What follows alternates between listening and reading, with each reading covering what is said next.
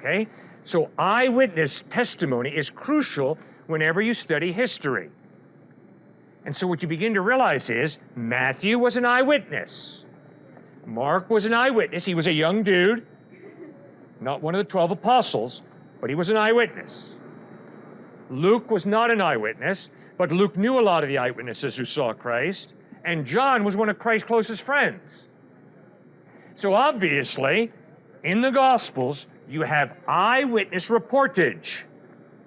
This is not people making this stuff up. Okay, but that leads us to another important issue. Once upon a time, Jesus floated a boat on the Sea of Galilee. Why would you not accept that as historical information?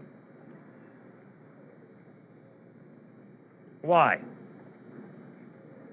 Once upon a time, Jesus got in a boat. Why would you not accept that as historically valid? Yes, ma'am. You started as once upon a time. Thank you. Which is literary style, literary genre. Once upon a time, Hansel and Gretel fetched a pail of water. That is fairy tale. Once upon a time. Why are the Iliad and the Odyssey not historical narrative?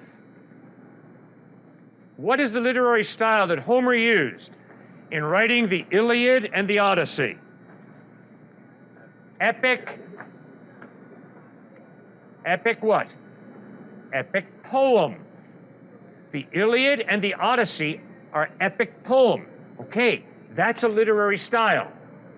Are Matthew, Mark, Luke, and John epic poems? No.